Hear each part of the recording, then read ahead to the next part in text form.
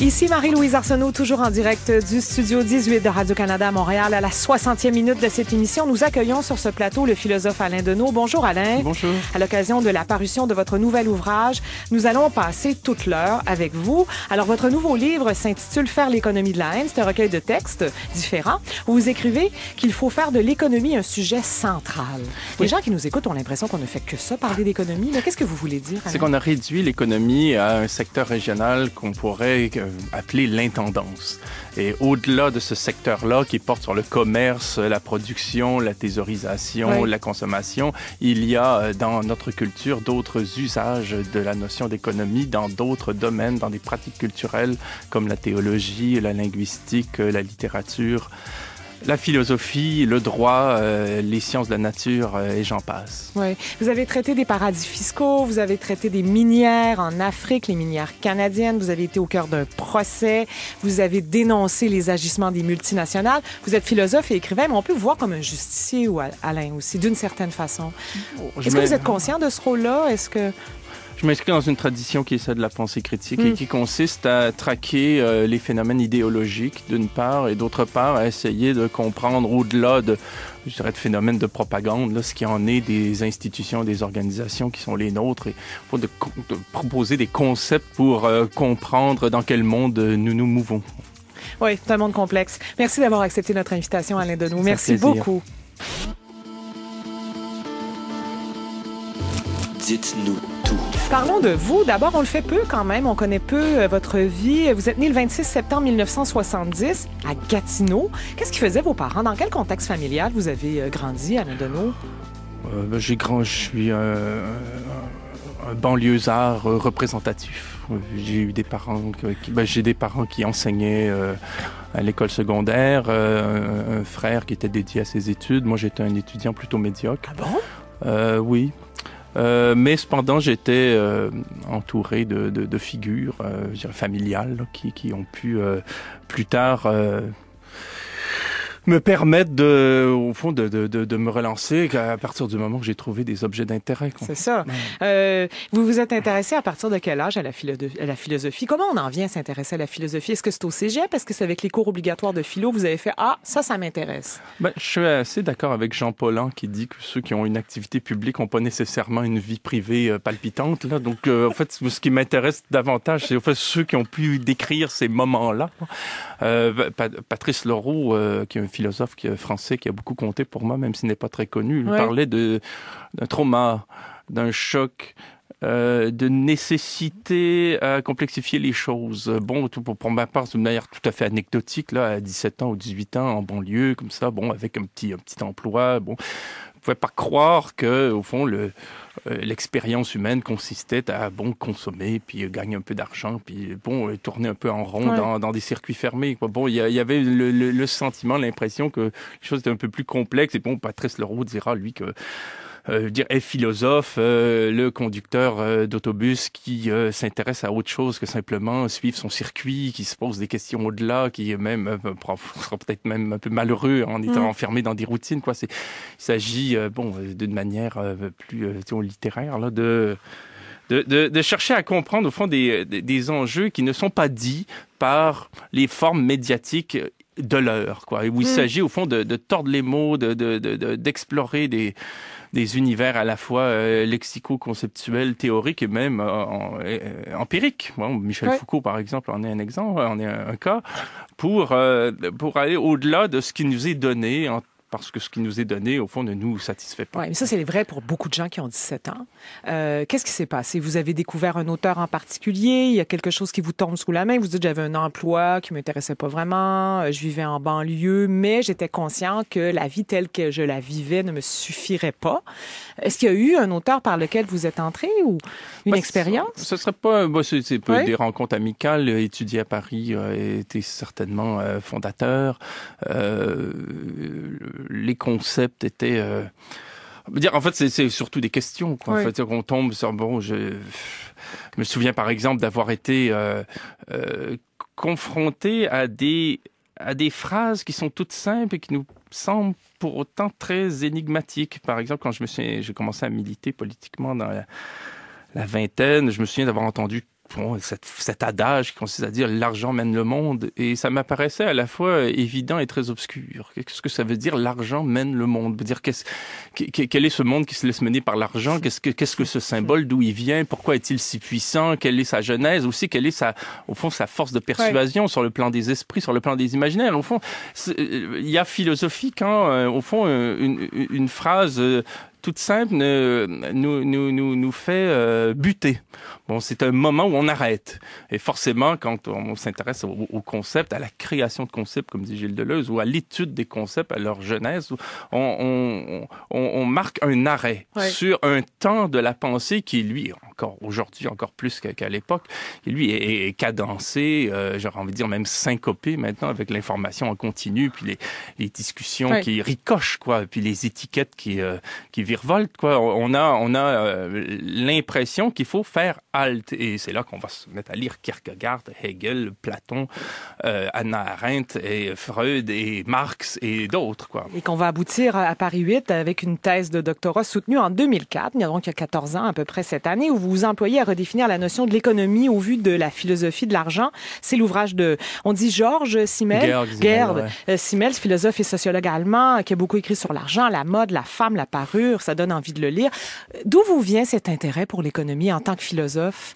Déjà, j'avais lu Simmel sur la question de la culture, et c'est un auteur qui était très stimulant pour un jeune esprit parce qu'il montrait que il y a pertinence dans la lecture, dans l'écriture, lorsque les concepts permettent à un esprit de se récupérer lui-même. Bon, il y avait un accent hegelien dans tout ça, même si Simmel peut pas être associé à l'hegelianisme, mais il y avait cette idée que si on fait simplement produire du savoir pour du savoir, sans qu'il y ait un engagement spirituel, aurait-il dit, dans le processus, l'intérêt est très faible. Bon, c'était intéressant ensuite de garder en tête cette idée que, au fond, si on lit, si on écrit, c'est parce qu'il y a un enjeu. Il y a un enjeu qui va bien au-delà des notes à obtenir, des diplômes à décrocher, des subventions plus tard à avoir, mais qui a un enjeu, quoi, et qui a un enjeu qui concerne un engagement qui nous semble même vital. Et ensuite, chez Edward Said,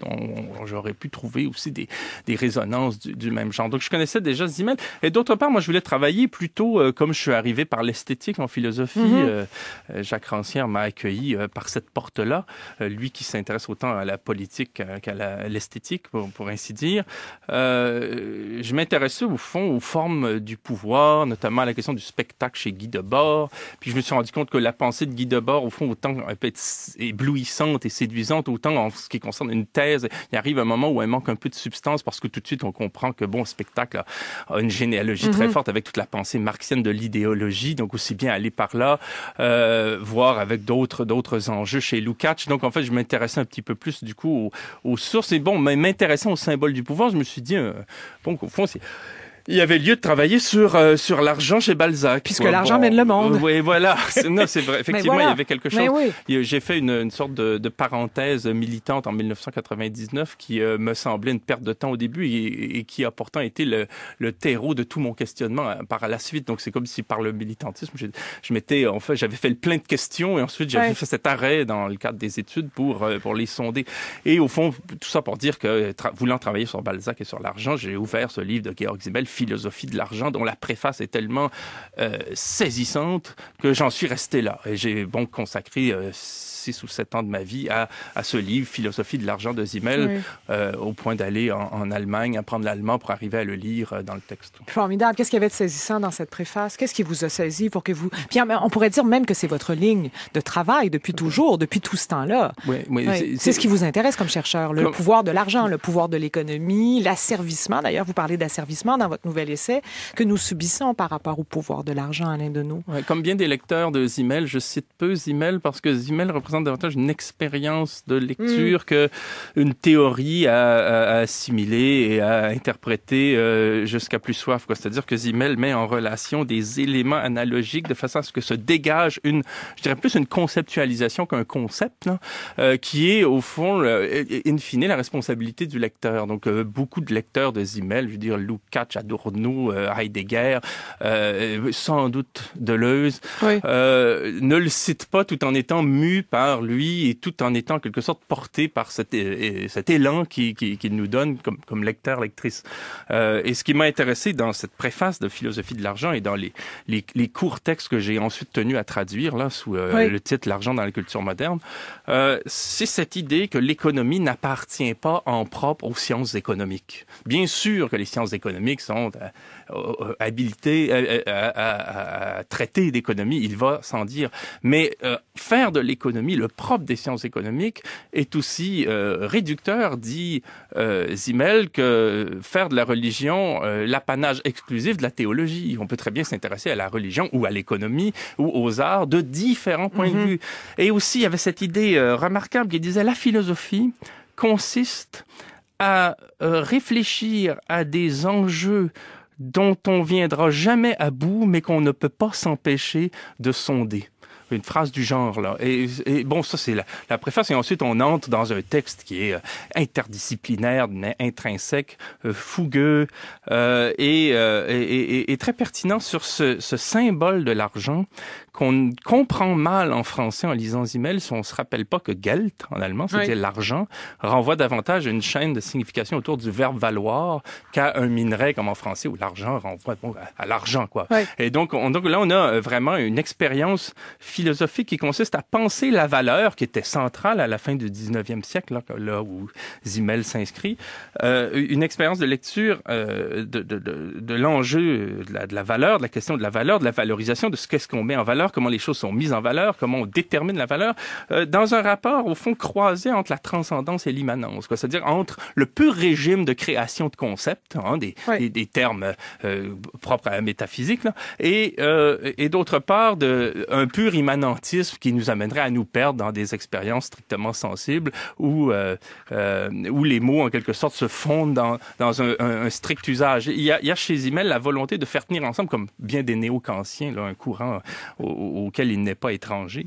Donc, il y avait une volonté de faire tenir, en fait, ces deux régimes-là ensemble, bien que ce soit pratiquement impraticable. Oui. Il est plus moderne que jamais, là, quand on réfléchit à la valeur qu'on accorde à différents biens, à différents objets. C'est de plus en plus de l'ordre du fantasme, là, dans le monde actuel. Là. Il annonce son siècle. C'est-à-dire qu'on a clairement chez Simmel déjà Freud.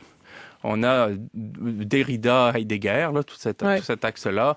On a la pensée critique. Mais ce qui manque chez Simmel, je dirais, c'est une appréhension des drames, des tragédies du 20e siècle. C'est-à-dire qu'il y a chez lui une modernité, en quelque sorte, optimiste, qui ne nous permet pas de voir à travers son texte ce qui nous mènera à 2 guerres mondiales et à combien de catastrophes. Oui, bien sûr. La valeur de l'argent, encore. On vous doit 14 livres depuis vos études de philosophie en France. Le premier, c'est Paul Martin et compagnie, qui est paru au courant des années 2000, peu de temps après l'obtention de votre doctorat. Pourquoi vous vous êtes intéressé à Paul Martin? Rappelons qu'il a été ministre des Finances de 93 à 2002 au Canada, puis premier ministre pendant peu de temps, là, de décembre 2003 jusqu'à 2006. Pourquoi lui? Pourquoi lui comme premier personnage? Je ne travaille pas sur ce qui m'intéresse. Il y a peut-être un peu de masochisme là-dedans. Je travaille sur ce qui me semble manquer, sur ce qui me semble urgent, sur ce qui me semble manquer en tant qu'élément pertinent pour la conscience publique. Ça a été le cas pour Paul Martin, ça a été le cas pour les paradis fiscaux, ça a été le cas aussi, je dirais, pour la firme Total, surtout dans un contexte français. Je me suis demandé à chaque fois, pourquoi, diantre, il n'y a rien là-dessus? Bon, ça, c'est la première question. Ça me paraît incroyable. Il y a un manque. On se dit, mais ça ne se peut pas que personne n'ait encore travaillé là-dessus. Et c'est là où parfois j'ai quelques regrets quant aux habitus universitaires qui amènent beaucoup de professeurs qui ont des compétences, des données, des talents à s'enfermer dans au fond, dans des processus liés davantage des plans de carrière qu'au bien public. C'est très intéressant parce que, évidemment, tout le début de cet entretien a exposé jusqu'à quel point vous êtes un intellectuel, là, qui aime les concepts, qui aime les idées, puis en même temps, vos livres sont concrets. Paul Martin, là, c'est une figure concrète. Là. C'est quelqu'un qui a eu beaucoup de pouvoir, qui en a encore d'une autre façon dans le pays dans lequel on vit. Là. Pourquoi personne s'intéressait à lui? Puis pourquoi il fallait s'intéresser à lui, Alain Deneau? Bon, on avait quelqu'un qui était à la fois ministre des Finances et actionnaire unique d'une entreprise de transport maritime dont la flotte internationale battait pavillon de complaisance à la Barbade et était administrée par un holding aux Bermudes. Donc, vous aviez là... C'est aussi éclatant que le cas de Jérôme Cahuzac qui a éclaté il y a quelques années en France. Là, un ministre responsable du budget qui garantit le sérieux de l'état de droit et qui, en même temps, lui, comme actionnaire, profite d'opérations qui sont extraterritorialisées pour contourner non seulement le fisc, mais la loi, et la loi du travail, c'est-à-dire pouvoir embaucher des marins $1 par jour dans des conditions de misère. Et ça m'apparaissait éclatant. Et on l'avait un petit peu évoqué sur le plan de la fiscalité, mais il me semblait y avoir là une série d'enjeux très importants qui donnaient à voir aussi, je dirais, toute la faillite des états de droit contemporains qui se présentent comme étant social, garant de la sécurité nationale, capable d'assurer une cohésion, alors qu'ils sont en fait je veux dire, totalement inféodé à une oligarchie. Bon, et là, le cas était spectaculaire. Oui. Bon, et ça a été, je veux dire, moi, j'aurais aimé, après ma thèse, travailler sur Hölderlin. J'ai jamais passé une minute sur lui parce que ces enjeux-là me semblaient plus importants. Et d'autres enjeux importants ont suivi. Bon, le deuxième ouvrage, Noir Canada, pillage, corruption et criminalité en Afrique, va faire l'objet d'une poursuite bâillon de la part de 2 minières concernées, minières canadiennes, Barrick Gold et Banrose. Ce que vous faites dans cet ouvrage-là, c'est d'établir des liens entre le travail de ces minières et les conditions dans lesquelles sont plongés les gens, notamment en RDC, qui est bien sûr au cœur d'une guerre civile, là, qui, bon, de l'avis de beaucoup d'observateurs, ne s'est jamais terminée depuis 20 ans. On voit même une épidémie de choléra réapparaître, là. Et il y a eu cette poursuite. Vous avez été au cœur d'un procès pour diffamation, en fait. Hein. Ils vous ont poursuivi 11 millions de dollars. Là, on peut supposer que vous êtes un auteur qui ne dispose pas de ses moyens, ni votre maison d'édition, Éco-Société. Julien Fréchette, qui est un jeune documentariste, vous a suivi pendant 1 an et demi, pendant une bonne partie du procès qui aura duré 3 ans de votre vie. On va écouter un extrait de votre commentaire, de l'un de vos commentaires dans ce documentaire. Notre système de justice va se pencher là-dessus comme s'il s'agissait d'une requête très sérieuse. Ça va coûter de l'argent aux concitoyens là, de mobiliser des juges, des greffiers sur ces questions-là. Barrick Gold va déduire de ses impôts ses frais d'avocat. C'est nous qui payons tout ça. Le bien public, en fait, sert à financer ce procès-là plutôt qu'une commission d'enquête qui ferait la lumière sur toutes les allégations qu'on a rapportées. Je veux dire, c'est incroyable. On n'a plus besoin de Kafka. Là. Je veux dire, c'est incroyable.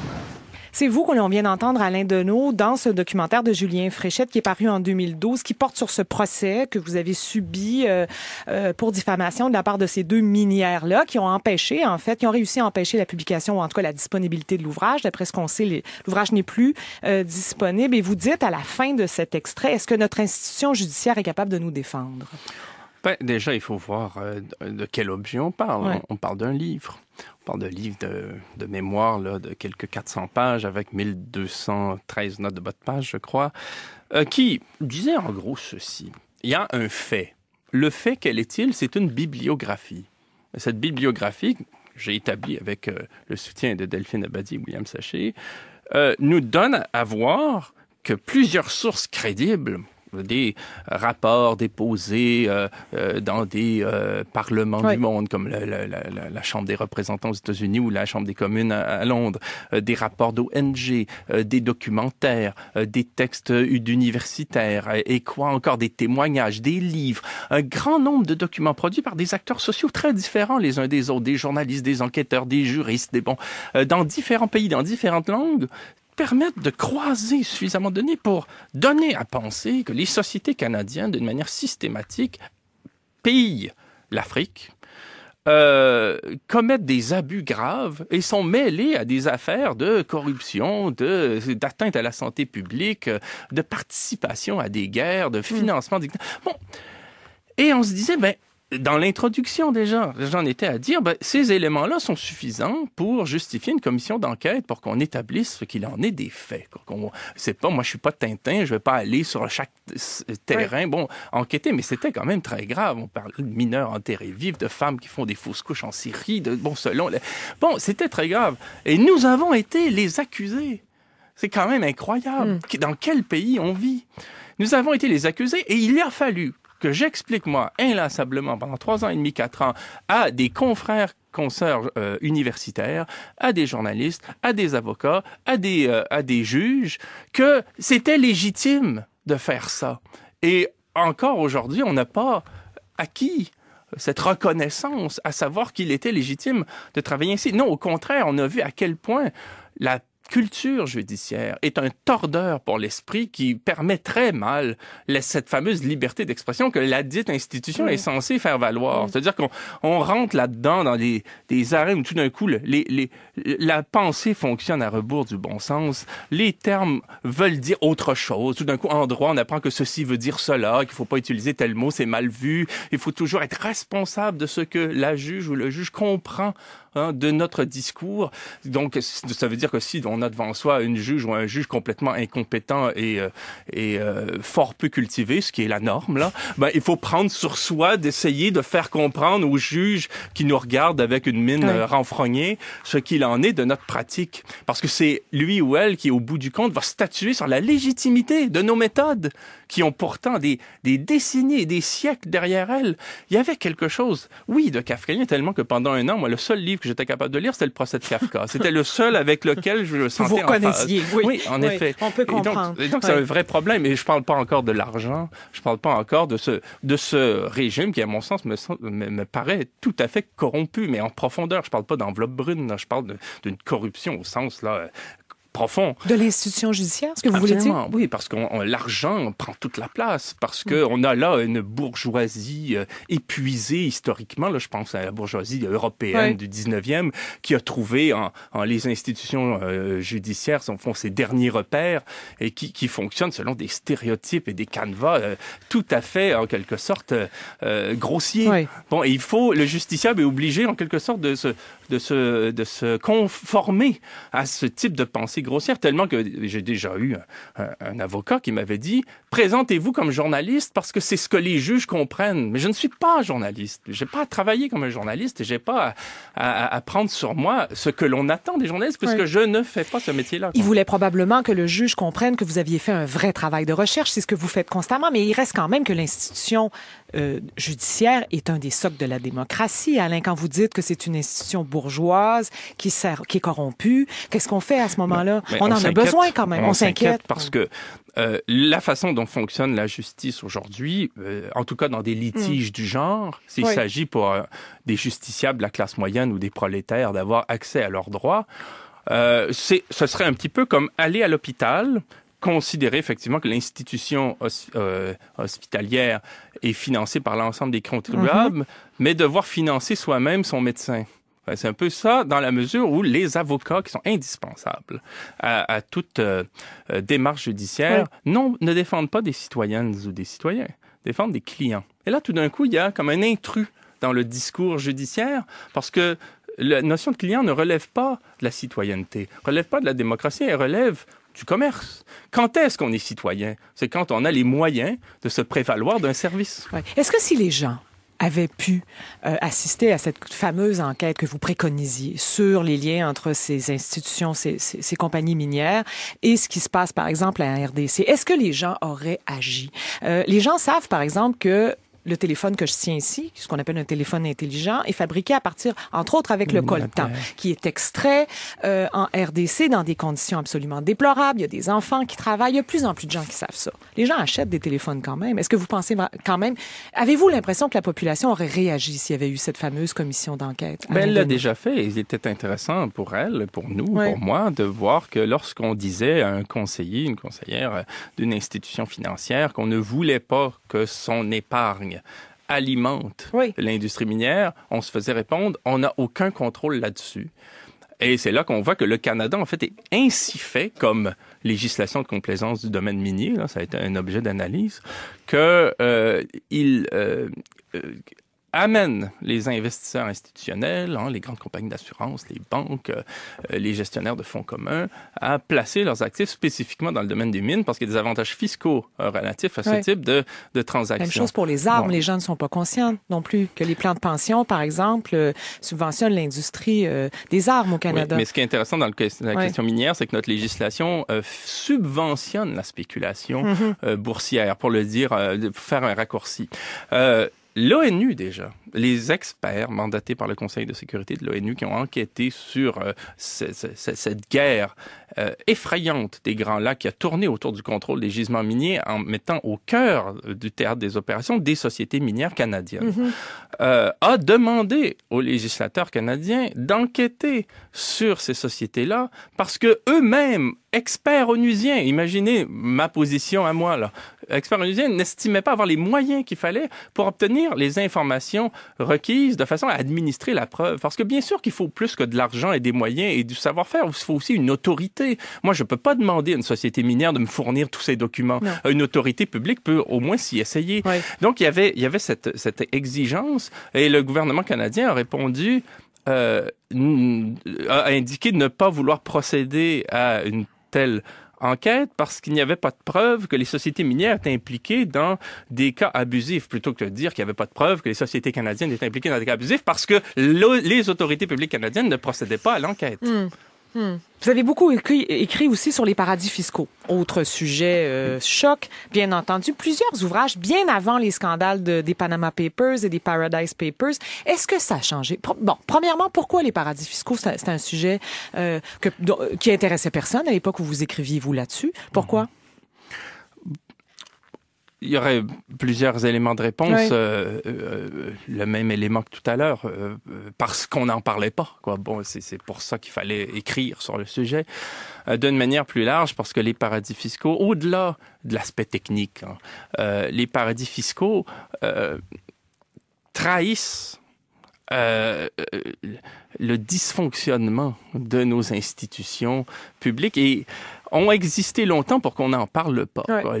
La moitié des transactions financières mondiales passent par les paradis fiscaux. La plupart des multinationales qui, entre guillemets, se respectent ont des filiales dans les paradis fiscaux pour y transférer des actifs. Mais de là, on ne fait pas seulement que contourner le fisc. On mène des opérations, on signe des contrats sans aucun contrôle. Et évidemment que le crime organisé ça a profité de la situation, même si il n'est pas à l'origine de la création de ces États. C'est plutôt des banquiers canadiens, d'ailleurs, et des politiques canadiens, comme j'ai essayé de l'expliquer dans Paradis fiscaux, la filière canadienne, qui ont fondé un grand nombre de paradis fiscaux de la Caraïbe-Britannique, puisqu'ils y étaient déjà pour des raisons historiques. Donc, je me suis intéressé à cela aussi, en soi parce que c'était grave, c'était aussi un élément révélateur, mais aussi parce que je trouve que les paradis fiscaux, et on le voit ces dernières années, et là où je dirais qu'il y a un changement, c'est en la matière, de manière plus, je dirais, sociologique, les paradis fiscaux sont un vecteur de questionnement politique dans des catégories sociales qui ne sont pas spontanément politisées.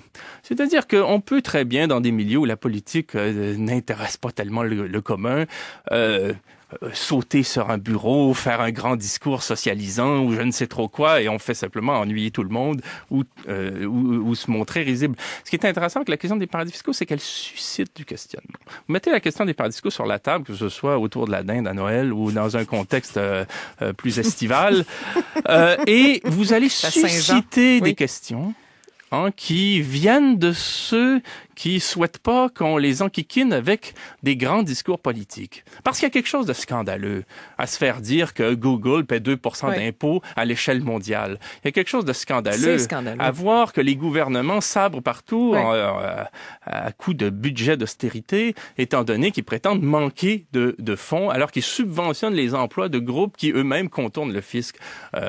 Et donc, l'objet même des paradis fiscaux comme référent suscite un questionnement de bon aloi. On va dire, mais comment se fait-il que c'est possible? Comment est-ce que cela fonctionne? Qui en profite? Que fait le gouvernement? Pourquoi la Barbade? Depuis quand? Et ce type de questionnement-là est nouveau. Et il vient spontanément parce qu'on comprend qu'on a intérêt à se mêler de ses affaires quand il y va du bien commun. Ouais. Qu'est-ce que les révélations, comme par exemple lors du scandale des Paradise Papers, c'est le plus récent, c'est l'automne dernier, on apprend par exemple le responsable de la campagne électorale, du financement, le trésorier de Justin Trudeau, Stephen Bronfman, serait, on parle bien évidemment avec des guillemets, serait impliqué dans un trust là, aux îles Caïmans. Qu'est-ce que ça génère, ça, chez les gens? Est-ce qu'il y a eu des effets depuis l'annonce? Parce qu'il y a eu les Panama Papers, il y a eu les Paradise Papers. Les gens entendent parler des paradis fiscaux, on nomme des noms, il y a des visages, des grands sportifs, des politiciens de partout à travers le monde. Est-ce que ça change quelque chose, Alain? J'espère. Le conditionnel n'est pas de rigueur par rapport à la question des fiducies. C'est ce qui est en suspens, c'est la question de la légalité. Voilà. Mais ce qu'on voit effectivement, c'est des gens qui se retranchent derrière un argumentaire strictement judiciaire en disant bon, ce que je fais, c'est légal et le reste m'importe peu, quoi. Et ce qu'on voit clairement, ce qui n'était pas le cas il y a dans les années 1990 où là le capitalisme triomphant après la chute du mur de Berlin se présentait comme de l'ordre de la fin de l'histoire. Oui. Là, ce qu'on voit, c'est qu'on est dans une articulation géopolitique dans laquelle il y a deux régimes de souveraineté. La souveraineté des pauvres, la souveraineté des riches. La souveraineté des pauvres, c'est les États traditionnels qui a des frontières. L'Allemagne, la France, le Canada, les États-Unis, le Brésil, l'Inde, nommons-les. Et un autre régime de souveraineté qui sont des pays ou des législations qu'on connaissait fort peu avant d'en entendre parler et qui concentrent d'une manière extraordinaire un très, très grand volume de capitaux de manière tout à fait artificielle. Les Caïmans, la Barbade, Jersey, Singapour, Marshall, ainsi de suite. Et donc ce qu'on comprend, c'est que les puissants se sont affranchis du cadre étatique et ont pu inscrire leurs activités dans des États qui correspondent à leurs fantasmes, parce qu'ils sont régis plus par les banquiers qui ont fait souche que par une vraie législation digne de ce nom. Et donc, on est face à des États qui méritent même pas le nom d'État. Leurs lois méritent même pas le nom de loi parce que ce sont des anti-lois. Ce sont des lois qui sont votées pour neutraliser le droit ailleurs. Quand on dit qu'on peut y investir, on abuse du langage aussi parce qu'on blanchit les opérations en utilisant le langage courant du commerce plutôt que d'employer celui du détournement. Oui, c'est ce que notre ministre des Affaires étrangères au Canada, Mme Freeland, appelle les super riches. Il a écrit là-dessus aussi. Évidemment, je vous apprendrai pas ça à vous, là. Mais oui, je sais pas si c'est un gouvernement. Ce qui est intéressant, c'est de voir que ces États vers lesquels nous nous tournons, je dirais, par dépit, paraissent dans ce contexte-là des étoiles mortes. Je dis pas que ce sont des structures publiques qui ont complètement disparu ou qui sont vouées à s'effondrer et à être réduites à néant, mais ce sont des législations qui n'ont absolument pas la portée d'il y a 40 ou 50 ans. Leurs étoiles pâlissent considérablement en marge de souveraineté d'un genre nouveau que sont les organisations financières et les multinationales dans le domaine de l'industrie. En Boeing, en Monsanto, en Disney, en Total, en Google, vous avez des entités qui sont devenues des pouvoirs, qui sont devenues des souverainetés capables de prendre des décisions, qui disposent de capitaux monumentaux et qui ont un pouvoir de décision dans des secteurs aussi névralgiques, la pharmaceutique, l'agroalimentaire, le transport, l'énergie, la culture. Le pétrole, dans le cas de Total. Vous avez écrit 2 ouvrages autour, évidemment, du pouvoir totalitaire là, de cette entreprise à la base française, mais qui a des antennes partout dans le monde. Bien entendu, il faut lire cet ouvrage-là aussi, mais on se sent impuissant à chaque fois, Alain Deneau, que l'on parle de ça ensemble. Évidemment, c'est important de vous lire. Vous parliez de la respiration qu'apporte la philosophie. Vos ouvrages nous font respirer certainement parce qu'on nous permet d'être en face des concepts qui nous enferment, nous. Mais quel pouvoir on a, justement, face à ces États qui sont au-dessus du pouvoir des États? Quel pouvoir on a? On utilise Google. Vous l'utilisez aussi, j'en doute pas. C'est devenu... Je m'en confesse. Ah oui, c'est devenu incontournable. Je pense que l'erreur, et c'est ce qui peut être déprimant quand on s'intéresse à ces enjeux, je dirais de manière courageuse, là, et je pense au lectorat de front, parce qu'on n'a pas toujours le temps de faire les recherches soi-même. On est tous la lectrice, le lecteur de quelqu'un. Le piège, ce serait de se dire... dans une optique qui serait plutôt celle du 19e siècle, là, il revient à nous, militantes et militants, citoyens éclairés, de renverser ce régime, de renverser une oligarchie qui détient les banques, les médias, qui finance les universités, qui finance les carrières politiques, il revient à nous avec nos tire-poids et notre bonne volonté et nos 2-3 concepts de évidemment que ça ne se passera pas comme ça. Et Rosa Luxembourg est une auteure fondamentale pour comprendre les conditions de possibilité de la révolte. Et conditions de possibilité de la révolte, et je pense que nous y sommes, progressivement, dans le temps long de l'histoire, là, nous y entrons. Ce produit dans la lorsque... révolte? Dans la révolte? Oui, mais dans les conditions de possibilité. Peut-être qu'on va se laisser complètement étouffer, mais en tout cas, les conditions de possibilité sont réunies, c'est-à-dire un régime hégémonique qui vacille, flanqué de propositions potentiellement stimulantes. Je pense que c'est ça qui fait... Donc, quand, en octobre 17, le tsarisme s'effondre, c'est pas simplement parce qu'il y a de vaillants communistes qui renversent le régime, c'est parce que ce régime-là est déjà pourri. Oui. Il a le cancer, il est vraiment... il vacille. Et aujourd'hui, on a des signes comme quoi le régime dans lequel on est très fragile. Déjà, sur un plan écologique, il ne peut pas tenir. Le désert avance, l'érosion des sols est sans retour. Très souvent, les glaciers fondent. On perd une Belgique en forêt par année sur la Terre. J'apprenais qu'en Allemagne, 75% des insectes ont disparu en quelques décennies, un tiers des abeilles en Amérique, 30% des oiseaux de champ en France. Et donc, on est continuellement... Donc, on voit un monde... D'ailleurs, je ne parle pas encore des sources d'approvisionnement de richesses naturelles dont le régime est dépendant. On en est allé chercher du pétrole dans de la boue en Alberta, du gaz dans des cailloux, de l'or dans des cratères immenses dans lesquels on pourrait insérer la tour Eiffel. On va chercher quelques lingots après avoir tout détruit sur son passage. On voit bien qu'il y a un désespoir du capital pour maintenir son régime. Alors forcément, le capitalisme ne va pas disparaître, mais il va se contracter au profit d'une poignée de privilégiés. Et pour ceux que nous désignons aujourd'hui comme étant de la classe moyenne, ce sera fini.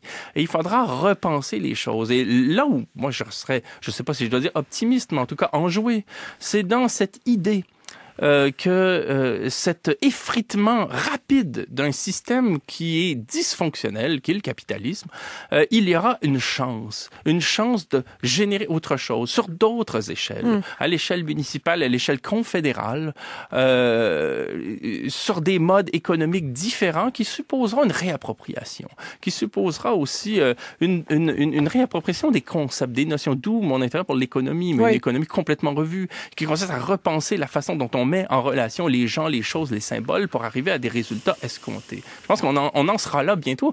Et le rôle, je pense, des gens critiques, c'est de se préparer plusieurs coups à l'avance, à la manière de joueurs d'échecs, pour éviter que lorsqu'il y ait des crises, des vides, ce soit les fascistes qui prennent la place. C'est possible de se préparer plusieurs coups à l'avance dans un monde, et vous en parlez, d'en faire l'économie de la haine à courte vue. Faut éteindre son téléviseur, faut ouvrir des livres, et je pense que d'une manière pas caricaturale du tout, il y a un aspect dont on traite très peu en droit, en sciences politiques ou même en sociologie, c'est les émotions, les passions, les malaises qui sont porteurs de quelque chose. Lorsqu'on se sent mal, lorsqu'on est mal à l'aise, lorsqu'on sent que quelque chose ne tourne pas rond, il y a une raison à cela, qui est, je dirais, enfouie, qui est intuitive. Et le travail critique consiste à traduire en termes rationnels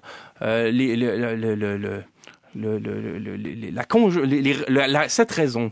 En fait, les éléments d'une conjoncture qui font qu'on éprouve ce malaise-là, de la même manière que lorsqu'on est devant un aliment dont on doute de l'aspect comestible, on va le humer, quoi. Bon, on va le renifler, quoi. Bon, c'est la même chose pour les situations historiques ou politiques. Ça peut sembler très simple de dire les choses comme ça, mais on pourrait écrire des centaines de pages simplement sur cette problématique, quoi, des affects, de la pensée et des conjonctures historico-politiques.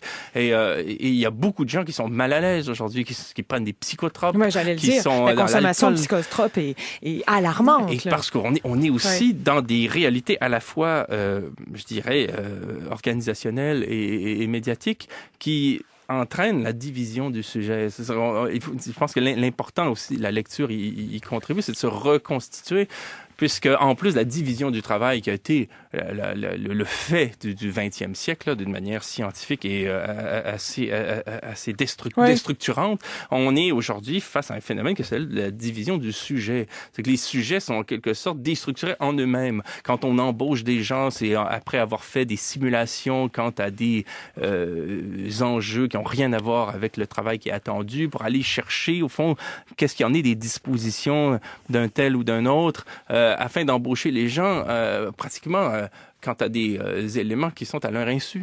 Et donc, les gens se font embaucher, ils savent même pas pourquoi. Très souvent, on embauche les plus faibles, les plus malléables, les plus serviles, les plus prompts à trahir éventuellement le collègue, les plus arrivistes. On essaie de détecter quelles sont les dispositions, pas toujours, mais tendanciellement, le management et la gouvernance tend en ce sens. De sorte qu'ensuite, quand on travaille, l'idée, c'est de faire en sorte que les gens soient traversés par le travail, par des directives, par des attentes, plus que des directives d'ailleurs, davantage que d'en faire des sujets. Et même chose pour la télévision. Vous vous rappelez peut-être de Patrick Lelay, là, de TF1, qui avait dit « TF1 vend du temps de cerveau disponible à Coca-Cola ». Donc l'idée, c'est par le marketing, par les neurosciences, par la psychologie, par aussi la sociologie, je dirais, d'appareil, on en vient à déstructurer les sujets pour mieux les manipuler. Jusqu'à quel point les médias de masse sont complices? Revenons au Québec, par exemple, particulièrement. Vous écrivez sur le Québec beaucoup dans ce nouvel essai « Faire l'économie de la haine ». Vous parlez de l'extrême centre qui a été adopté par Emmanuel Macron en France, mais aussi par le gouvernement de Justin Trudeau. Vous parlez des médias québécois, vous parlez des chroniqueurs, vous ne les nommez pas, mais que vous décrivez comme des narcissiques. En quoi, par exemple, parce qu'on sait que la chronique est très à la mode là, dans les différents médias de masse, là, en quoi leur travail est, disons, symptomatique du monde dans lequel on vit? En quoi ils contribuent à cette idéologie dominante que vous dénoncez tant, là, Alain Deneau? Oui, dans l'organisation des médias, je veux dire, les chroniqueurs sont une voix qui fonctionne en lien avec d'autres. Ce qui m'a intéressé par rapport au travail de Marie Bénilde, on achète bien les cerveaux, qui étudie par le menu ce que signifie la phrase de Patrick Lelay, la télévision vend du temps de cerveau disponible à Coca-Cola, c'est son expression. C'est de voir dans quelle mesure les médias, avant de proposer des formes esthétiques, de l'information, je ne sais trop que des documentaires, ainsi de suite, produit un univers. Et c'est un univers qui est favorable à un certain type d'annonceur. Donc, si vous voulez annoncer un piano de luxe, vous l'annoncerez sans doute davantage dans une chaîne qui propose de la musique classique que dans un réseau de sport où là, on attendra plutôt des gros camions. Et en fait, l'idée, c'est qu'en fait, on n'est pas dans un régime où d'abord, il y a la volonté de faire de la télévision ou du journalisme. Ou de l'information. Et ensuite, des annonceurs qui viennent en quelque sorte financer cette vocation. C'est qu'on commence en se disant de quel univers a besoin tel type d'annonceur qui va constituer notre marché. Et donc, on va créer un univers dans lequel le lectorat va se reconnaître pour être en quelque sorte disponible quand viendra le temps d'offrir une marchandise. Ouais. Et donc, on regarde les grands médias au Québec et on considérera que chacun a en quelque sorte des caractéristiques qui le rendent propice à la diffusion de certains messages publicitaires. Par rapport à la clientèle visée, puis on dispose de plus en plus d'outils d'ailleurs pour examiner les comportements des clientèles, bien entendu, moins, encore une fois, que Google ou Facebook. C'est le grand malheur des médias, notamment comme la presse en ce moment, mais quand même. Alors, dans un texte assez hallucinant, intitulé le 11 novembre 2015, dans ce nouveau recueil, donc, Faire l'économie de la haine, vous racontez que pendant toute une saison, je ne sais pas combien de temps ça veut dire, ça, combien de semaines, ou quoi, une saison comme l'automne, vous avez relu perpétuellement, Alain Deneau, le même exemplaire du Journal de Montréal, l'exemplaire du 11 novembre 2015. Alors, on a, avec Ariane Thibault-Vanas, imprimé la une. Là, en une, il y avait « J'ai peur pour ma vie », un ex-informateur de la police se dit abandonné, le Canadien garde le secret au sujet de Carey Price, et Michel Hébert qui écrit « Oui à l'austérité ». Bon, pourquoi cet exemplaire-là, premièrement? Et qu'est-ce que cet exercice-là vous a permis de faire? C'est quand même assez hallucinant comme exercice, le relire le même exemplaire jour après jour. Mais l'exemplaire a été choisi de manière tout à fait aléatoire. Oui. Et l'exercice, l'idée de l'exercice m'est venue d'un livre de Laurent Laplante, un intellectuel tout à fait appréciable, mais à mon sens insuffisamment connu au Québec, qui avait fait la même chose pour le quotidien La Presse dans les années 1980. Vous auriez pu choisir La Presse. Pourquoi vous avez choisi le Journal de Montréal? C'était aléatoire. Bon. Je me suis dit, voilà, je vais faire l'exercice parce qu'en fait, on ne sait pas où il va nous mener. Il y a quelque chose d'oulipien dans tout ça. Oui, bon. Complètement. Et en fait...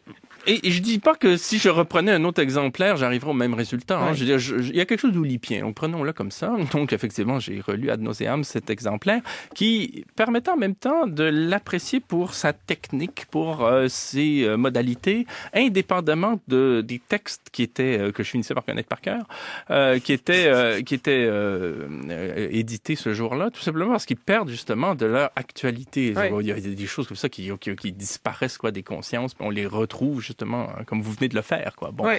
Et ce qui est intéressant, c'est de voir que ce journal, cette édition-là du journal, obéit à ce qu'on peut attendre d'un journal, c'est-à-dire d'abord nous saisir, ensuite donner un premier éclairage, disons, analytique, ensuite émouvoir, rendre compte de ce qui se passe pour les gens, ensuite analyser en profondeur, éventuellement donner des pistes de solutions, quoi, de donner une orientation.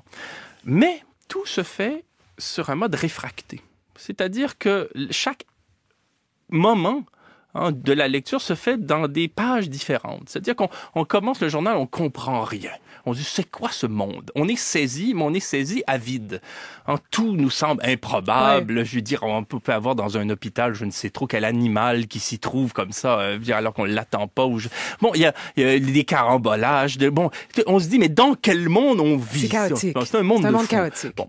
Ensuite viennent, j'oserais même pas dire les éditoriaux parce qu'ils sont tellement courts que c'est plutôt des coups de gueule parce que l'espace ne le permet pas indépendamment des gens. Donc on a comme ça des espèces d'exclamations un petit peu notionnelles là, avec des mots qui veulent un peu étiqueter, qui prétendent étiqueter ce qui se passe, mais à peine moins exclamatifs.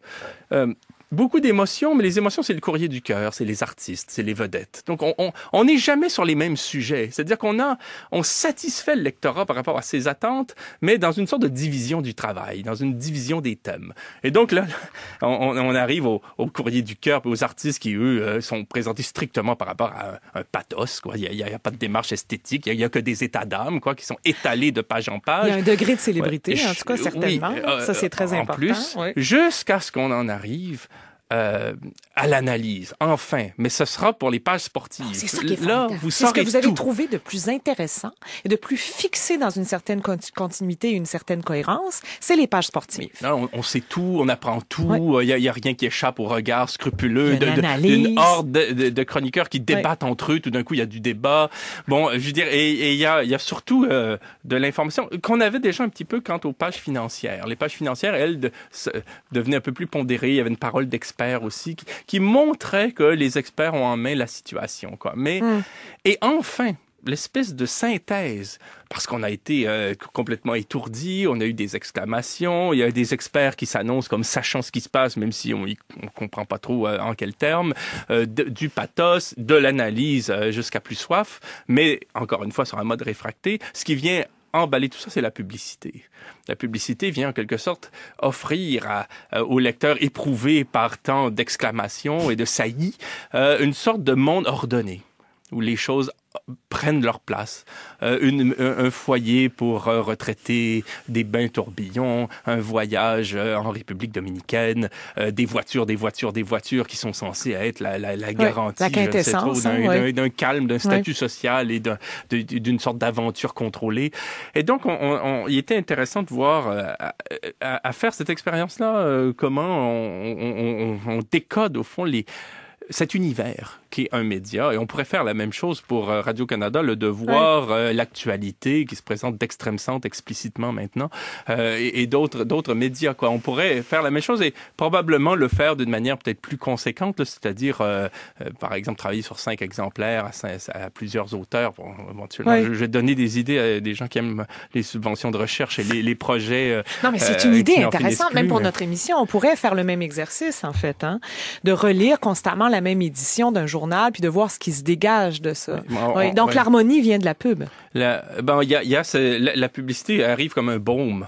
Il y a ce monde de fous auquel on comprend rien, des exclamations qui fusent de tous bords, tous côtés. Peu importe que personne soit d'accord, il y aura toujours cette espèce de et je montre en quoi cela procède là, par tel ou tel exemple. Là. Il y a c'est le moment où la publicité arrive comme un baume et vient en quelque sorte apaiser les souffrances, quoi. Et j'ai l'impression que c'est pas étranger à une certaine volonté. Ah bon? Bon, je pense que le journal est conçu, comme à peu près tous les organes de presse, dans cette optique de rendre en fait la publicité, de donner une place à la publicité dans un univers, de façon à prouver aux annonceurs que en investissant dans ce journal-là plutôt que dans un autre, le message sera mieux reçu parce que l'univers est fait. C'est la poule ou l'œuf, parce que les médias ont besoin des revenus publicitaire pour exister aussi. Comment faire autrement? C'est une vaste question dans un monde comme le nôtre, bien entendu. Revenons au Québec. Il reste à peine 2 minutes 40 à cet entretien. On va avoir des élections à l'automne prochain. Vous écrivez sur Alexandre Taillefer, qui vient d'apparaître dans le paysage politique là, il y a 2 semaines. Il va diriger la campagne du Parti libéral de Philippe Couillard, cette campagne-là. Bon, vous parlez des paradis fiscaux. Encore une fois, vous dites qu'il a écrit un texte dans Le Voir. C'est un journal qu'il possède pour faire la différence entre évitement et évasion fiscale. Vous le traitez d'ailleurs vous le qualifiez. Est-ce que vous vous souvenez du mot que vous lui accolez je le cherche parce que je l'avais noté. Téméraire, intempestif. J'ai pas l'habitude de cultiver. Non, mais il y avait un adjectif qui voulait dire énergique, je crois. Mais qu'est-ce que vous pensez de cette arrivée de ce personnage en politique? Parce que ça aussi, c'est très représentatif de l'époque dans laquelle on vit. C'est-à-dire ces hommes qui sont, comme Emmanuel Macron, issus de la finance, qui s'impliquent directement en politique. Qu'est-ce que vous pensez de ça? Quand j'avais écrit sur ce personnage, c'était au moment où il s'est prononcé sur les paradis fiscaux et je m'intéressais surtout à la complaisance par laquelle il se prononçait sur quelque chose qu'il n'avait absolument pas étudié, manifestement.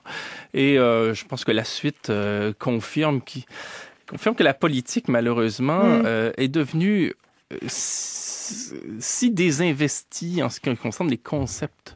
Elle est tellement d'extrême centre, c'est-à-dire qu'on est plus ou moins obligé de suivre le programme du capital. Alors, vous avez Philippe Couillard qui dit c'est les agences de notation de New York qui déterminent ce qui en est du budget du gouvernement du Québec. Vous avez Emmanuel Macron en France qui dit les riches n'ont pas besoin de président. Donc, c'est eux qui le disent, quoi. Bon, on est face à un monde où, au fond, les gouvernements se présentent strictement, non pas comme des porteurs d'une politique, mais strictement comme des gestionnaires.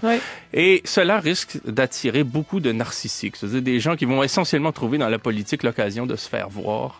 Et j'espère qu'on trouvera des façons de résister à ce phénomène. Vous le qualifiez de tapageur. En fait, j'ai retrouvé le mot, Alain Deneau, d'en faire l'économie de la haine. Persiste et je sais. Alors, il faut lire cet essai. Comme l'ensemble de vos livres, on va en placer bien sûr les références sur notre site web. Alain Deneau, merci beaucoup d'avoir accepté de passer de cette heure avec nous. Merci à vous. Beaucoup pour vraiment. tout ce temps.